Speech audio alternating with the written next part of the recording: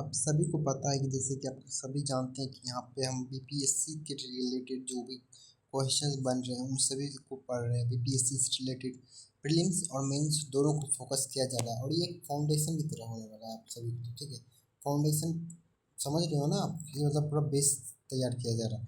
आपको पहला लेक्चर मिल चुका है इकोनॉमिक्स का, ठीक है। और यहाँ पे हम देखते हैं कागजी मुद्रा क्या होता है। What is a paper money या पेपर करेंसी। कागजी मुद्रा का निर्माण जो होता है वह किसी खास प्रकार के स्याही, पेपर, मशीन, चिन्ह या संस्थान के द्वारा मान्यता प्राप्त हो तो उसे हम कहते हैं कागजी मुद्रा। तो देखो मैं बताता हूँ कि कागजी मुद्रा जो होता है वह खास होता है, यूनिक होता है पूरा। वह खास तरह के मशीनों से उसका प्रिंटिंग किया जाता है, उसके चिन्ह ही जो भी हमारे मुद्रा पर दिया जाता है और किसी खास संस्थान से मान्यता प्राप्त होता है। हमारे देश की जो कागजी मुद्रा है उसे किसी खास संस्थान से मान्यता प्राप्त है, तो भारत के केंद्रीय बैंक से यानी कि आरबीआई से मान्यता प्राप्त है। और यह कागजी मुद्रा जो ये अधिकांश देखने में अभी की वर्तमान के समय में हमें मिलता है। और इस कागजी मुद्रा को भी लीगल टेंडर है। और लीगल टेंडर क्या होता है मैंने अच्छे ढंग से आपको पिछली वीडियो में बना के बताया हूँ, ठीक है। तो संस्थान सरकार के अंगों से आरबीआई है हमारे देश में, ठीक है। धातु मुद्रा कंपैरिजन में पेपर मनी का जो सर्कुलेशन है हमारे मार्केट में वो बहुत ही ज़्यादा है। क्योंकि आप देखो ना कि लोगों के पास भले ही 200 रुपये 5 रुपये का सिक्का ना मिले, लेकिन उसके कारण में आपको कागज़ के रूप में वह पैसा मिल जाएगा, 10 रुपये का नोट मिल जाएगा। सिक्का से ज़्यादा लोग प्रेफर करते हैं कागजी मुद्रा को अपने पास रखने में। इसी वजह से हमारे मार्केट में 90 से 98% तक मार्केट को कैप्चर करने का काम करता है कागजी मुद्रा, ठीक है।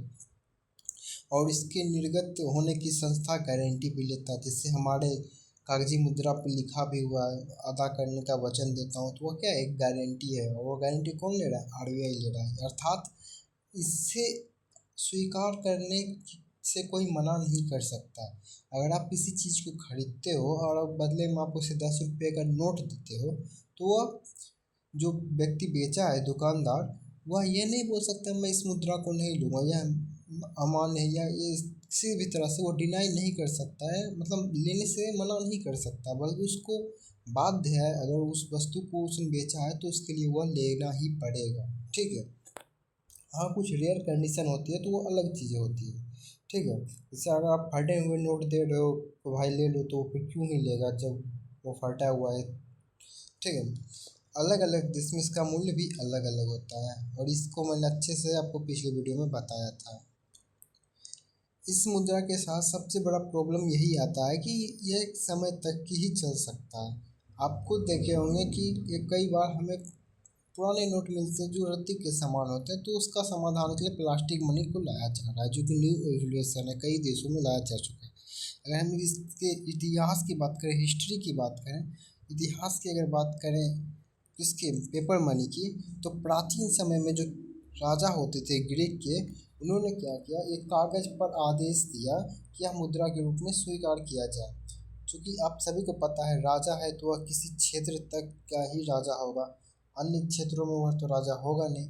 तो उस राजा ने क्या किया, एक कागज़ लिया, उस पर आदेश लिख दिया कि हाँ अभी मुद्रा के रूप में यही कागज़ स्वीकार है। तो ऐसे में क्या हुआ कि मुद्रा के रूप में इसको स्वीकार किया गया। तो इस तरह से बाध्य भी एक तरह से हुआ उस क्षेत्र में रहने वाले लोग।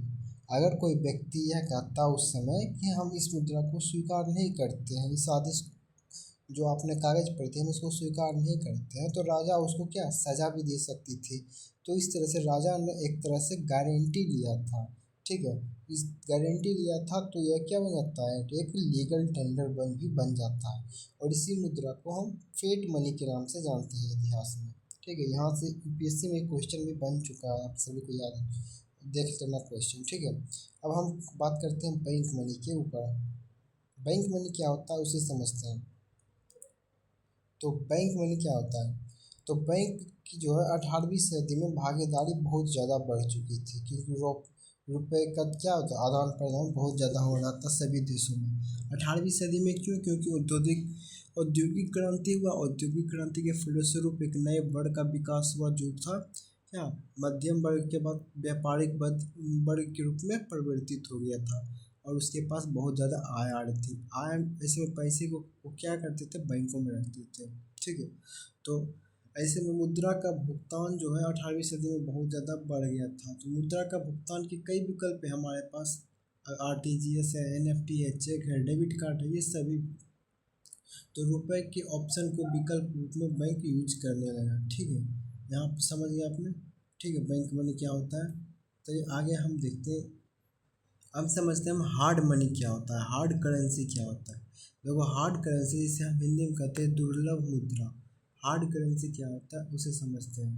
देखो दुर्लभ मुद्रा क्या होता है कि किसी करेंसी की जो डिमांड है इंटरनेशनल मार्केट यानी कि अंतर्राष्ट्रीय बाजार में बहुत ज़्यादा हो, उस करेंसी की डिमांड हो। हर देश चाहता हो कि उस देश के पास उसका जो विदेशी भंडार है वह इसी मुद्रा से भरा हुआ रहे।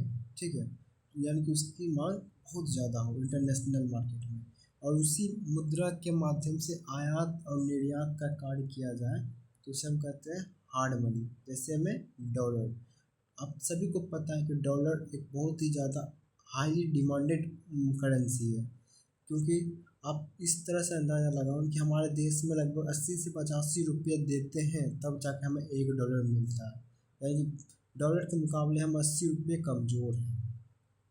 और दूसरा है यूरो। ठीक है, इस तरह की मुद्राएं बहुत ज़्यादा हार्ड होती है, उसे हम हार्ड कहते हैं, दुर्लभ कहते हैं, बहुत कम रेयर मिलता है। ठीक है, यह 70-80% तक की मार्केट को कैप्चर करता है।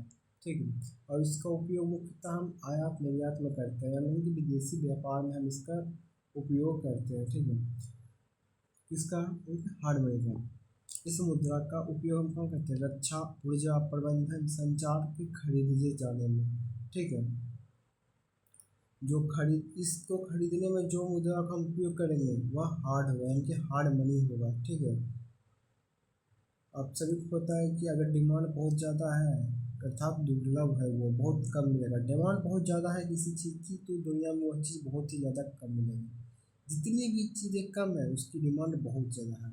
ठीक है, आप समझ गए होंगे दुर्लभ मुद्रा क्या कहना है।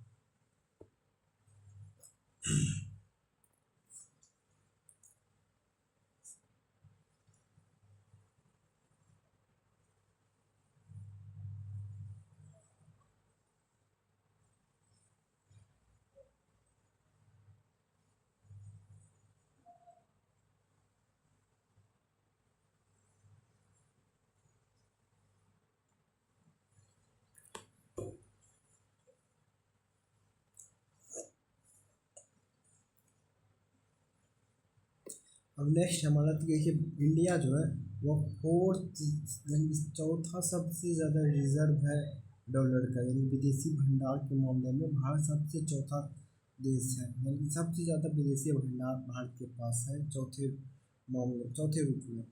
अगर विदेशी भंडार ज़्यादा है हमारे पास तो निर्यात भी हम कर सकते हैं ज़्यादा, आयात भी बहुत ज़्यादा कर सकते हैं, यानी कि नए नए टेक्नोलॉजी को हम अपने देश में ला सकते हैं, नई कंपनियों को ला सकते हैं। तो विदेशी भंडार का रहना बहुत ज़्यादा ज़रूरी होता है। ठीक है, इंटरनेशनल मार्केट में बहुत ज़्यादा हार्ड होता है। आगे हम देखते हैं, आगे हमारा हॉट मनी का क्या है। हार्ड मनी हम समझ गए, अब हॉट मनी समझते हैं। तो किसी देश में विदेशी मुद्रा जब बाहर हो तो तब क्या होता है कि जब कोई विदेशी मुद्रा बाहर होता है तो उस देश के जो होते हैं ना, उस देश के जो करेंसी होते हैं वह हार्ड मनी के रूप में हॉट मनी कहलाने लगते हैं। आप इसी समझो कि किसी देश में विदेशी मुद्रा है और अगर वह बाहर होने लगे तो वह हार्ड मनी हॉट मनी हो जाता है। ठीक है, अगर यह हमारा देश इंडिया है, यहाँ पर अगर डॉलर आ रहा है तो वह हार्ड मनी है, और यहाँ से वो डॉलर बाहर जाने लगा अचानक से तो वह क्या करेगा, हॉट मनी हो गया। ठीक है, सभी अपना पैसे निकालने लगते हैं, वो हॉट मनी हो जाते हैं। ठीक है, आगे चलते हैं। आगे देखिए हीटेड मनी क्या होता है। हीटेड मनी अभी से समझते हैं। अपने हार्ड मनी समझ के, हॉट मनी समझ के, अब हीटेड मनी समझो। हीटेड मनी में क्या होता है कि किसी देश से जब हॉट मनी बाहर होता है तो वो विदेशी मुद्रा का प्रभाव घरेलू मुद्रा पे भी पड़ता है, और घरेलू मुद्रा क्या होता है, कमज़ोर होता है, इसे हम हीटेड मनी कहते हैं। ठीक है, विदेशी मुद्रा तो बाहर जाने लगी, डॉलर बाहर जा रहा है, उस चक्कर में हमारा देश की जो करेंसी है रुपया वह भी कमज़ोर होने लगता है, तो उसे हीटेड मनी कहेंगे उसी कंडीशन को। ठीक है, यहाँ तक समझ गए आप। अब हम देखते हैं सॉफ्ट मनी क्या होता है। सॉफ्ट मनी का मतलब हुआ कि किसी देश में घरेलू बाजार में उपलब्ध मुद्रा को सॉफ्ट मनी कहते हैं, जो आसानी से मिल जाए। ठीक है, जैसे कि रुपया हमारे देश में है, उसे ही चीप मुद्रा भी कहते हैं, चीप मुद्रा भी कहते हैं। ठीक है, आई होप आपको यहाँ तक समझ आ गया होगा। तो प्लीज़ इस वीडियो को लाइक करना, चैनल पर नए हैं तो सब्सक्राइब करें, जरूर बेल आइकन कॉल